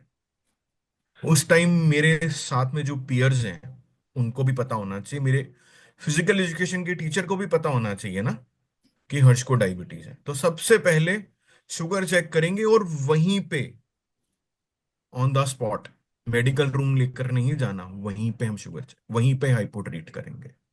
आराध्या समझ रहे हो बच्चे? आप, आपका जवाब किसी हद तक ठीक था। गुड ऑन यू कि आपने आंसर किया।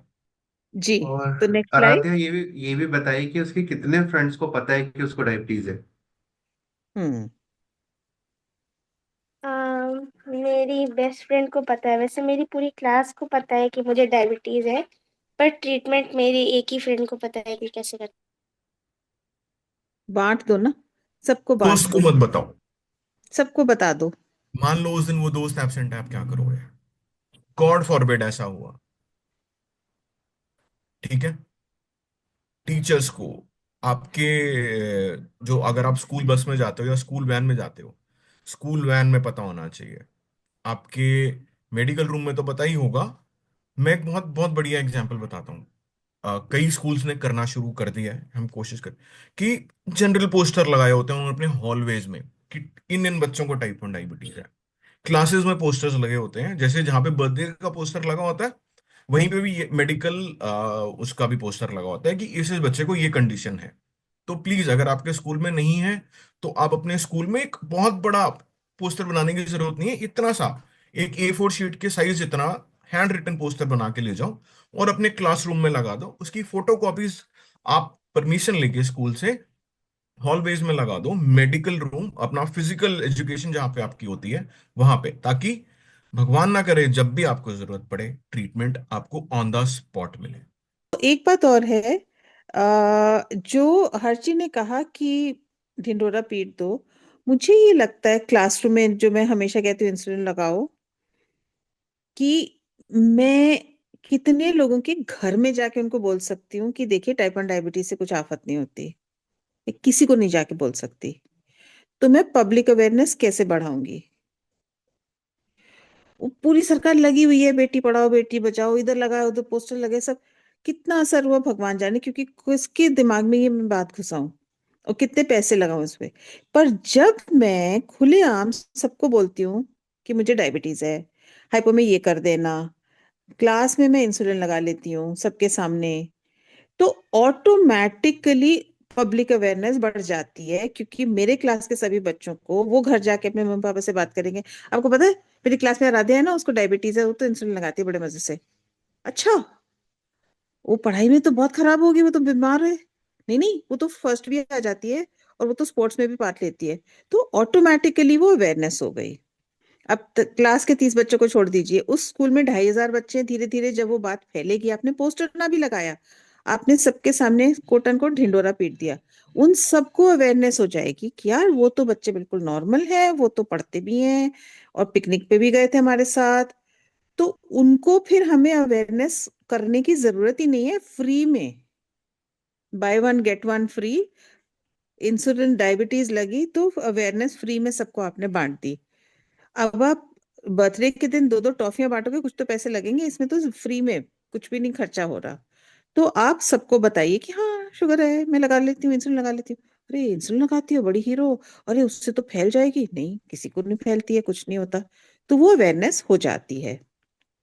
Next slide please.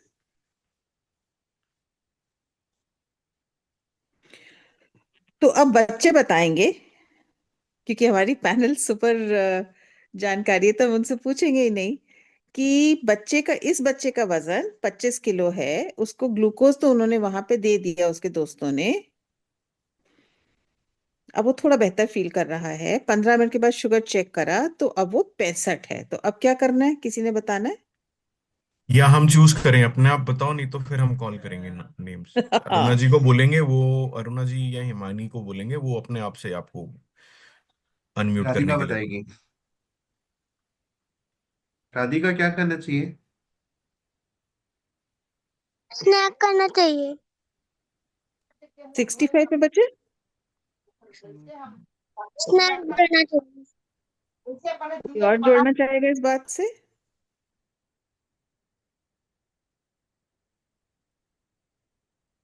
प्लीज समझो, अभी भी शुगर 65 है, तो क्या करोगे? हमें आर्यन, दोबारा वंश, सृष्टि, कोई? मैम हम उसे एक बार एक और स्पून शायद मीठा खिलाएंगे बच्चे को। 1 स्पून कितना? मैम 1 मोर स्पून हम लोग उसको 25 kg बॉडी वेट है। 25 किलो का है ना बच्चा? तो कम से कम 2 चम्मच। 5 साल से कम 1 चम्मच, 5 ग्राम। 1 चम्मच। 5 और 10 साल के बीच में 2 चम्मच, 10 साल 10 ग्राम। और 10 साल से ऊपर 15, तो 15 ग्राम। तो राधिका अभी हम उसको स्नैक नहीं देंगे, क्योंकि अभी उसकी शुगर लो है, तो हमने उसको 2 चम्मच और चीनी के पिला दिए, खिला के ऊपर से पानी पिला दिया। अब पूछकर मुझे बताओ, अब क्या करोगे?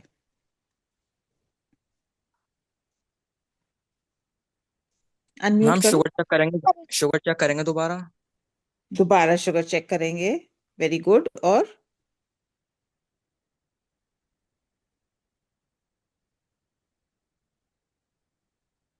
वो शुगर अब 110 की है, तो अब क्या करेंगे? अब सेब या केला खिला देंगे उसको। राइट। और अगर सेब और केला नहीं है, तो और कुछ चीज है? टॉफी वगैरह होगी तो जिम में किसी की, तो वो खिला देंगे। टॉफी नहीं ना, क्योंकि वो तो शुगर हो जाती है। वो तो 10-15 मिनट काम करेगी, वो तो फिर नीचे लुढ़क जाएगा। तो स्नैक में हमें स्लो एक्टिंग कार्ब्स चाहिए। पहले हमें फास्ट एक्टिंग कार्ब्स चाहिए, और फिर स्नैक में हमें स्लो एक्टिंग कार्ब्स चाहिए। तो मुझे आपको एग्जांपल दीजिए, अश्मित। मैम हम चने दे सकते हैं। चने और या चने या फिर 1 स्लाइस ऑफ मैंगो। मैंगो, केला, सेब से मुझे ये मुश्किल है कि उसको उठा के रखना बड़ा मुश्किल है ना। मैं अपने जेब में मैंगो लेके घूम नहीं सकती। केला मैम भर्ती हो पीनट, जाएगा। मूंगफली मूंगफली, चना, और कुछ? और मैम मखाने। मखाने इज अ गुड आइडिया, जगह बहुत लेते हैं। तो मूंगफली और चना बहुत अच्छी चीज है। और कोई नट्स एंड सीड्स रख सकते हैं आप, जैसे खरबूजे के बीज, तरबूज के बीज का मिक्सचर रख सकते हैं। पर मूंगफली और चना बेस्ट रहते हैं। और आज इस मौसम में तो हम कर सकते हैं कि हमने घर में ही मूंगफली की चिक्की बना ली, ताकि उसमें गुड़ थोड़ा सा है। या फिर दाल के या तिल के या मूंगफली के लड्डू बना लिए। चिक्की इसलिए अच्छी लगती है, फ्लैट होती है ना, तो उतनी जगह नहीं लेती। तो वो हमने अपने जेब में रखा और इस बच्चे को हमने खिला दिया। Next slide please. तो उसको हमने फिर से ग्लूकोज पाउडर दिया। Next slide please. Ma'am. Last. Yes. ओ अच्छा, लास्ट स्लाइड मेरी रह गई, सॉरी। तो अब हमने अग था, और टीचर ने एक दोस्त को बोला कि बेटा इसको जरा मेडिकल रूम ले जाओ। तो क्या ये सही बोला कि गलत बोला?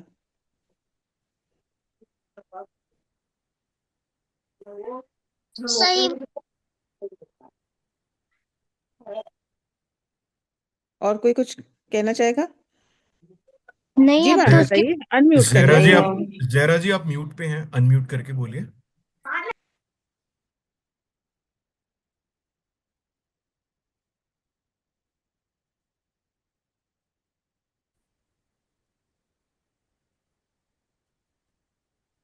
हाँ जी मैम बताइए। आ रही मेरी आवाज? हाँ जी अब आ रही है। जी लेकर जाएंगे मेडिकल रूम। और कोई कुछ जोड़ना चाहेगा इसके साथ?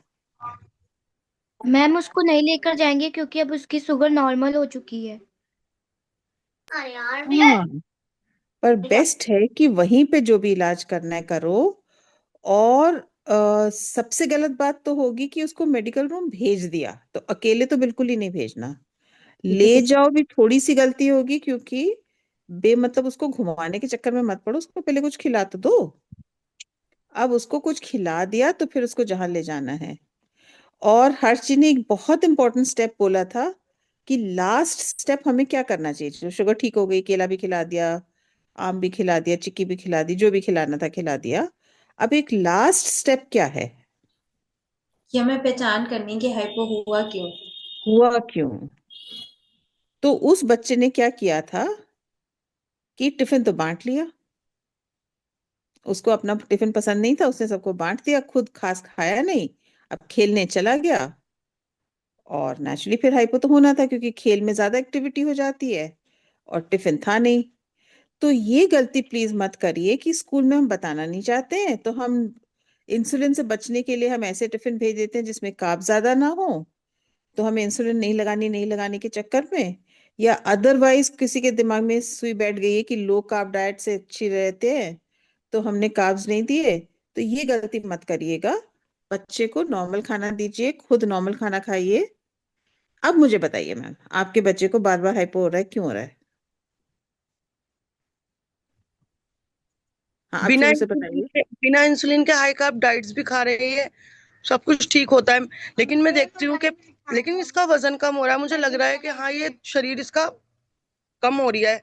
मुझे लग रहा है इसका वजन कम हो रहा है। मैंने कब तो तोला भी, तो 1.5 किलो वजन कम हुआ है इसका। तो मैम, जब मैं इसको इंसुलिन लगाती हूँ तो ये हाइपो में चली जाती हैं। और हाई कार्ब डाइट बिना इंसुलिन के ये बिल्कुल सही चल रही है इनकी शुगर। लेकिन इनका वेट लूज होना, इस वजह से मैं कहती हूँ कि मैंने कल भी सुबह इनकी 91 थी बिफोर ब्रेकफास्ट। मैंने इनको इंसुलिन की डाइट दी और फिर इनको प्रॉपर ब्रेकफास्ट कराया, तो इनकी लो हो गई फिर दोपहर में। फिर मैंने इनको मीठा खिलाया। बताइए, बाकी बच्चे बताइए कि अगर मेरे 8 यूनिट इंसुलिन से लो जा रही है तो मैं क्या करूंगी? इंसुलिन कब कर देंगे उसमें? मैम हाँ दो जी, मैम 2 यूनिट है। कभी मैं दो एक यूनिट यूनिट को एक कर लगाती हूँ, दीजिए। कभी 1 यूनिट लगाती हूँ, कभी स्किप भी करती हूँ। नहीं अगर नहीं एक नहीं यूनिट भी लगाती हूँ तो हाइपो हो जाता है। शुगर डायबिटीज का पता कब चला था? हमें पता चला इसका अगस्त में, 28 अगस्त को 2024। कुछ ही महीने हुए हैं ना, तो इस समय बच्चा हाइपो में है। सेंसर लगाइए और उसके हिसाब से इंसुलिन लगाइए। और याद रखिए कि आप 2 किस्म की इंसुलिन लगाते हैं। जी, एक तो अगर गिलार्जिन और आपको एक सर्दी। 1 या 2 इंसुलिन यूनिट से भी प्री मील से हाइपो हो रहा है तो इसका मतलब ग्लार्जिन की डोज भी ज्यादा जा रही है। तो वहां पे इंसुलिन को लाइए जहां पे बच्चे की जरूरत है। और हनीमून में तो कई कई बार स्किप भी करना पड़ता है। पर परेशानी क्या है कि अगर आपको पूरा कहानी नहीं पता है ना। मुझे हॉस्पिटल में भी यही बोला कि शायद हनीमून पीरियड चल रहा है इसका, लेकिन लग रहा है इसका वेट लूज हो रहा है। ऐसा होता है मैम हाइपो वो में? बाकी और भी तो टेस्ट कराएंगे ना। अच्छा। और एक चीज और भी है, हम लोग भूल जाते हैं कि आजकल सभी लोग खाते पीते घर के हैं। ये ठंड बहुत लगती है जो नॉर्मल बच्चा है उसको तो हम पतला, कमजोर, हाय हाय कर देते हैं। बहुत हम बच्चे मोटे हैं, बहुत हम बड़े मोटे हैं। डायबिटीज जब होता है तो हम थोड़े सतर्क हो जाते हैं, बकवास खाना बंद कर देते हैं, आइसक्रीम चॉकलेट्स थोड़े तिरस्कार कर देते हैं, घर में छोले भटूरे नहीं बन रहे, बाजार से नहीं आ रहे। तो जी। उससे भी वेट कंट्रोल अगर हो रहा है, वेट को उसको लूज मत कहिए। अगर बच्चा मोटा है और वेट कंट्रोल हो रहा है तो हाइपो में उसको ठूसने के बजाय, और अरे मेरे बच्चे का शुगर बहुत कम हो रहा है, डोज को बहुत कम, सॉरी वेट बहुत कम हो रहा है, बहुत ज्यादा मत खिलाइए। उसकी जितनी जरूरत है उतने ही, और अगर वो अपने नॉर्मल वेट पे आ रही है तो उसको आने दीजिए। मैम तो आठ ये आप साल अपने के डॉक्टर के साथ डिटेल में डिस्कस करिए कि मैंने हाइपो में कहाँ कहाँ डोजेस एडजस्ट करने हैं, बिकॉज हाइपोज नहीं होने चाहिए, है ना।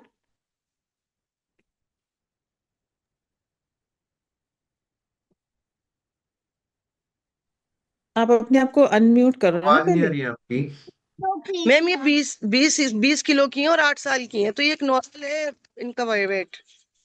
वही तो मैं आपसे कह रही हूँ ना कि पहले कितना वजन था। आप अपने डॉक्टर के साथ बैठ के पहले पूरा तो डिस्कस करिए। जब पहले डायग्नोज हुई थी तो सिर्फ 17 किलो की थी। जब से इंसुलिन देनी शुरू की है तो 20 किलो तक आ आप कह रहे चुकी है। घट रहा है, ये तो बढ़ रहा है, फिर घटा कहाँ? अब फिर जो मतलब जैसे जब जब से हाइपो हुआ है ना, तब से 1.5 किलो वजन कम हुआ इस महीने में। मैं ये बात करना चाह रही थी बस। हाइपो में वजन नहीं कम होता ना, हाइपो में वजन कम नहीं होता, वो तो ज्यादा खाया जाता है। तो आपके डॉक्टर ये भी चेक करेंगे कि उसको सीलियाक तो नहीं है, कुछ और प्रॉब्लम तो नहीं है।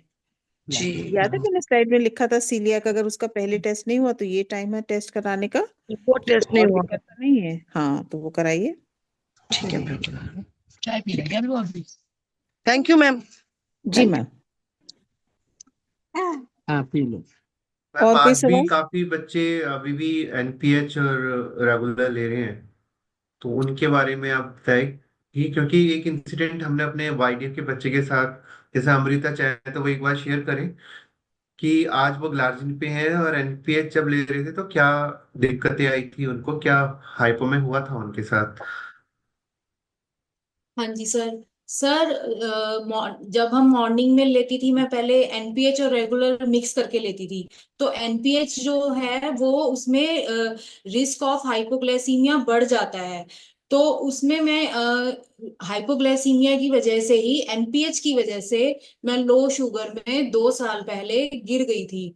कि मतलब जैसे जानवी ने बताया कि उसके साथ भी ऐसा इंसिडेंट हो चुका है, एकदम आंखों के आगे अंधेरा आ गया और मैं सड़क पे चल रही थी और पीछे की तरफ मुझे ऐसे लग रहा था जैसे कोई खींच रहा है, और मैं गिर गई और सर पे मेरे स्टिचेस आए थे। सर पे यहाँ पे चोट लगी थी और स्टिचेस आए, मेरे को लोग हॉस्पिटल लेके गए, मैं अनकॉन्शियस हो गई, मुझे पता ही नहीं था।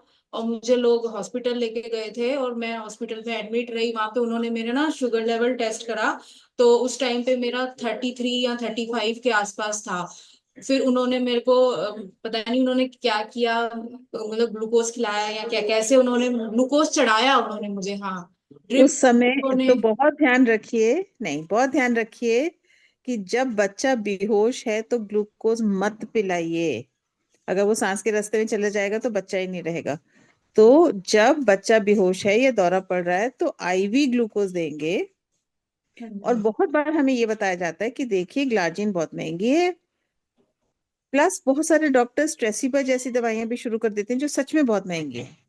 पर ग्लार्जिन आप आज की तारीख में अगर बेज़ालॉग या बेज़ाग्लार लीजिए जो इंडियन कंपनीज बनाते हैं, तो वो 1 सवा रुपए पर यूनिट पड़ता है, जबकि एनपीएच 60 पैसे पर यूनिट पड़ता है।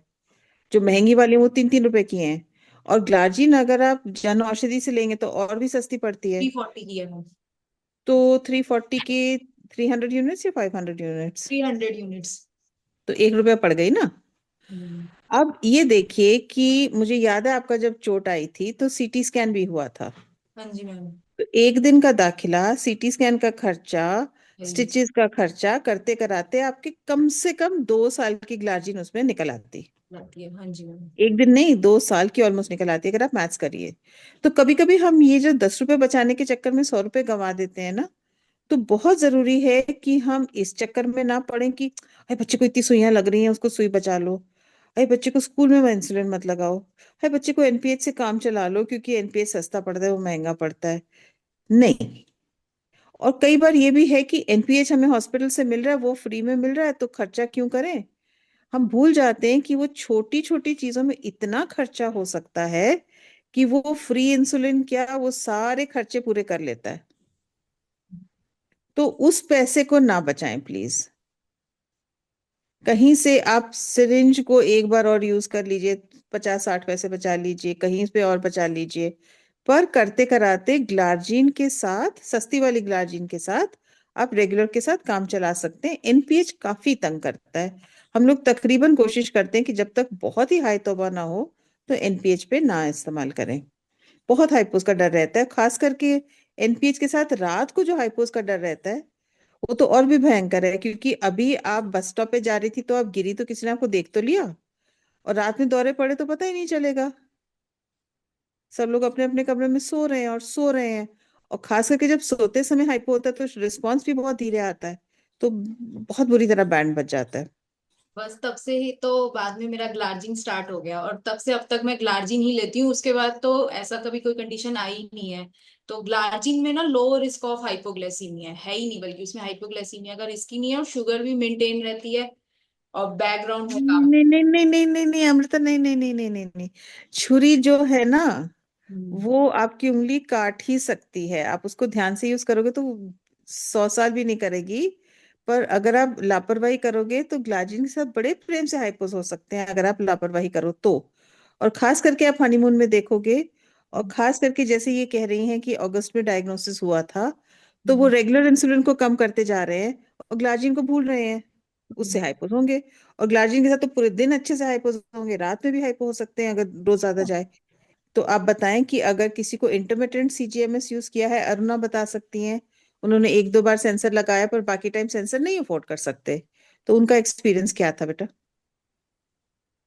मैम एटलीस्ट मुझे ये पता चल गया कि मेरा इंसुलिन किस तरह से, मतलब क्या खाने से और किस तरह से शुगर शूटअप हो रहा है, और मुझे कहाँ पे उसको करेक्ट करने की जरूरत होती है।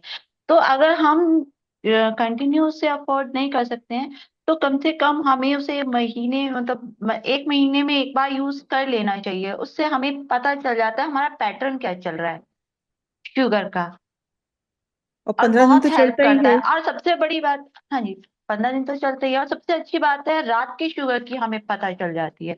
अब मैंने 2 बार जब लास्ट टाइम लगाया तो मुझे पता चल गया। नॉर्मली तो मैं अपना 2 बजे चेक करती हूँ, तो उसमें मुझे एक बार का ही शॉर्ट पता चलता है ना, कि हाँ मैंने हफ्ते में एक बार कर लिया। लेकिन जब मेरा 14 दिन में मुझे पैटर्न पता चला, मुझे क्या खाने से क्या उस तरह से हो रहा है। अब बीच में ही था, मैंने मूंगफली थोड़ी क्वांटिटी ज्यादा ली थी क्योंकि मैंने इंसुलिन, तो शुगर अच्छी ऊपर जा रही थी। और फिर मैंने उसको ये करा कि वापस अपनी जो मूंगफली रात को ले रही थी, उसमें मैंने उसकी वापस क्वांटिटी उतनी ही करी जितनी मैं ले रही थी। तो फिर मेरा वो उस हिसाब से चल रहा था। तो ये जो चीज है, ये हम सीजीएम से इजीली पकड़ लेते हैं अगर जो हम ग्लूकोमीटर से चेक करते हैं। तो यहाँ पे मैं ये जरूर कहूंगी कि कम से कम महीने में एक बार, नहीं तो 2 महीने में एक बार, अपने शुगर के पैटर्न को चेक करने के लिए ना सीजीएम यूज कर लेना चाहिए। बहुत हेल्पफुल रहता है, मतलब हम और मैं रिक्वेस्ट करूंगी कि हाइपोज जो को न्यूली, प्रैक्टिस कर। हाँ, जो न्यूली डायग्नोज्ड हैं वो पहले 3-4 महीने तो लगातार यूज करें, क्योंकि वो पहले पहले तीन थी, हाँ। बहुत भयंकर निकलते हैं। एक तो डायग्नोसिस, रोना धोना, कैसे हो गया, कहाँ हो गया, किसकी गलती है, मम्मी के कारण होगा, पापा के कारण होगा, चॉकलेट दे दी थी दादी ने, तो वो जो शॉक होता है इनिशियल डायग्नोसिस का। और पहले एग्जैक्टली। 3-4 महीने में मैक्सिमम शुगर ऊपर नीचे जाती हैं, वो हाई जा रही हैं, अब लो जा अब रही हैं, मैडम नॉलेज भी नहीं होती ना उसकी, तो नॉलेज भी नहीं होती। उस हिसाब से बहुत जरूरी है ड्यूली डायग्नोस में। और तो न्यूली मैम मेरे डायग्नोज को में हर जना डॉक्टर होता है, वो सब ज्ञान बांट रहे होते हैं, तो आपको कम पता होता है। कम पता होता है और पता भी नहीं चाहता कई चीजों का। तो अभी लास्ट वीक ना मैम, एक केस सडनली ऐसे ही अचानक मिल गया मेरे को, जिसमें उन्होंने क्या था, 7 साल से बच्चे को डायबिटीज है, बच्चे को 7 साल से वो कर रहे हैं। लेकिन उन्होंने गलती पता है क्या कर रहे थे, कि वो U40 से ग्लार्जिन को दे रहे थे। और रेगुलर को तो U40 से दे ही रहे थे, लेकिन वो ग्लार्जिन को भी U40 से दे रहे थे। और चांस की बात है कि मैं देते टाइम उनसे ये पूछ लिया, तुम एनपीएच यूज कर रहे हो, क्योंकि बच्चे छोटे थे, 8 साल के बच्चे थे, दोनों भाइयों को थी। कह रहे नहीं, हम ग्लार्जिन यूज कर रहे हैं। उनके फिर तुम इंसुलिन कैसे दे रहे हो उसको। तो वो जस्ट एक बात करते करते टाइम मुझे पता चला कि वो महाशय जी अपना दोनों बच्चों को U40 से 10 यूनिट कह रहे हम, पर उन्होंने इतनी अकलमंदी करी मैम कि उसको डॉक्टर ने 10 यूनिट बोली थी।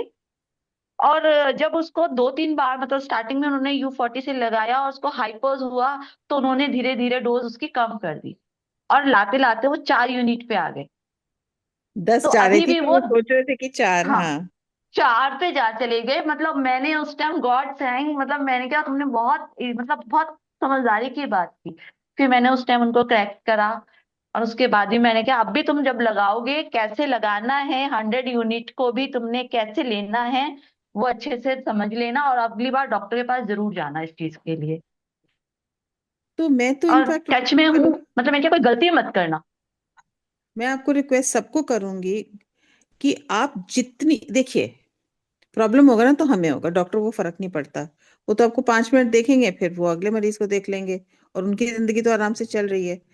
जब भी आप जाएं, क्योंकि आपको फायदा है, आप अपना सारा दहेज लेके जाएं।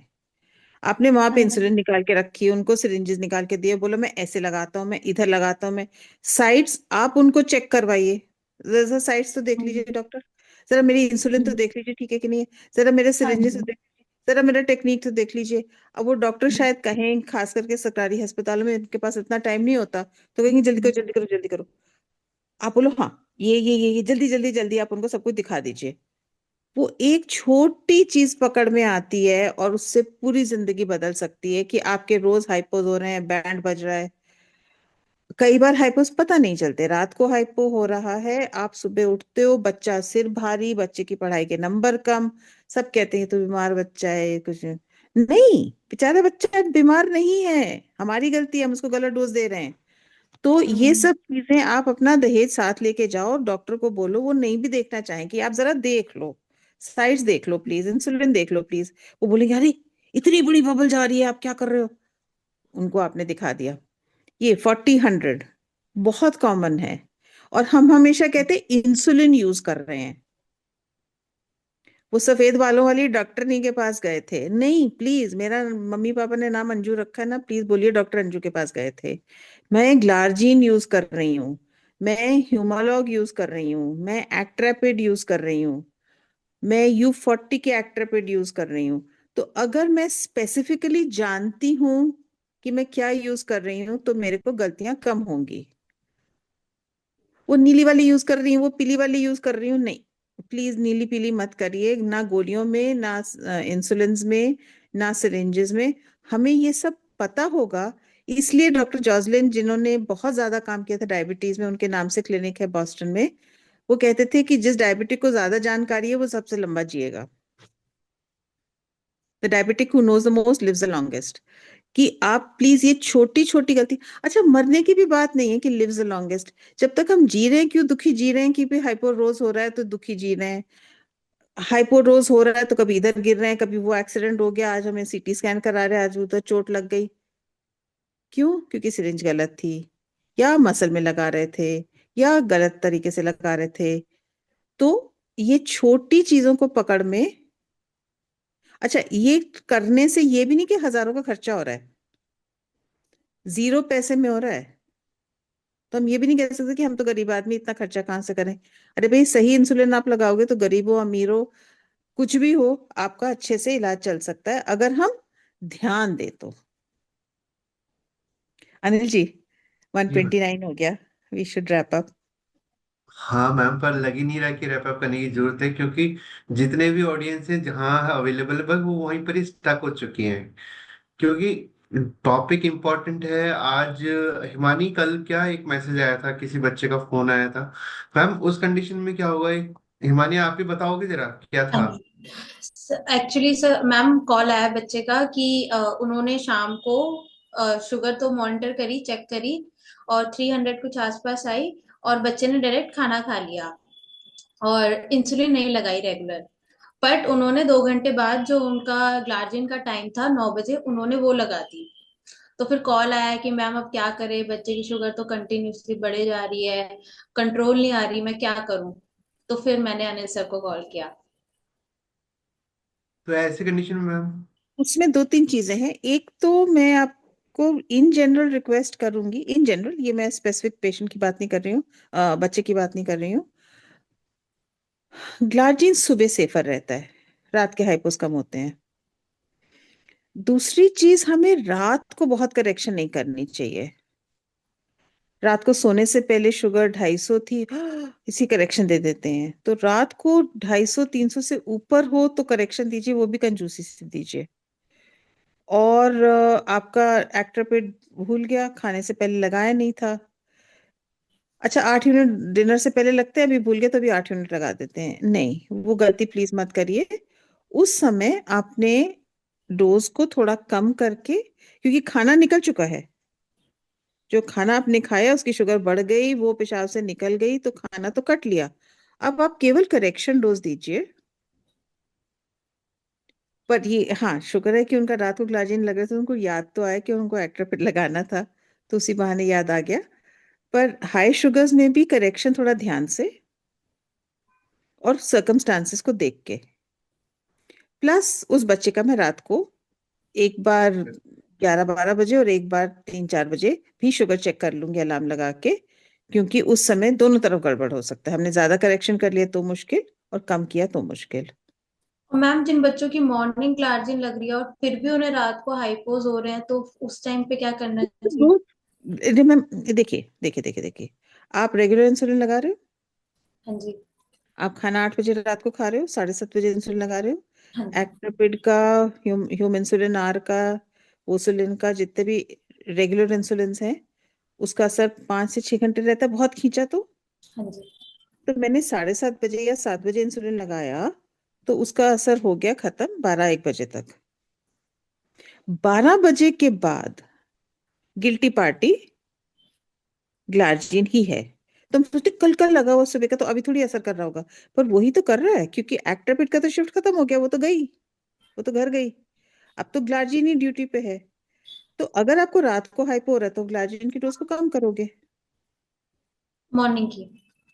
क्योंकि वही तो है ना, वो मॉर्निंग की ग्लार्जिन पूरे 24 घंटे कवर कर रही है ना, और रात को तो केवल ग्लार्जिन ड्यूटी पे है, तो जो ड्यूटी पे है उसी की गलती है, उसको डोज कम करो। थैंक यू एवरीवन जो इन्होंने मीटिंग ज्वाइन करी, और आज के इस टॉपिक को सुन के लग ही नहीं रहा था कि ये डिस्कशन यहाँ पर स्टॉप हुए, क्योंकि बहुत सारे बच्चों को हाइपोज के डर भी होता है और ज्यादातर बच्चों को समझ नहीं आता है। तो इस मीटिंग से शायद सबको हेल्प मिले। आज की जो हमारी टाइप 1 हीरो थी Janvi Thareja, I am very glad कि वो योगदान में जुड़े हुए हैं, और इतनी छोटे टाइम में कैसे बच्चों की कॉपीज को चेक करना, बच्चों को समझाना, हर चीज में आगे बढ़ के हम सबको हेल्प करना। सो आई एम वेरी थैंकफुल कि आप यहाँ पर जुड़े हुए हैं।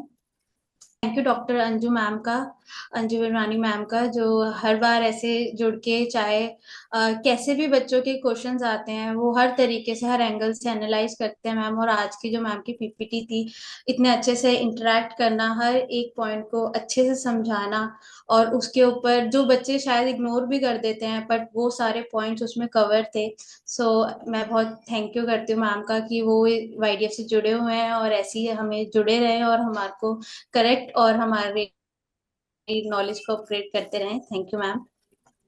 Thanks thank you. Ma'am.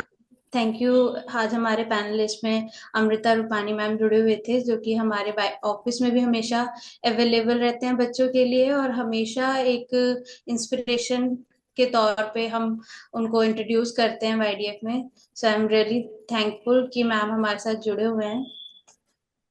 Thank you हर, जो कि हमारे साथ जुड़ के हमारे को हमेशा टेक्नोलॉजी के बारे में एक न्यू अपग्रेडेशन करते रहते हैं, और बच्चों को बताते हैं कि हर एक चीज को इतने अच्छे से एनालाइज करते हैं जो शायद हमसे छूट जाती है।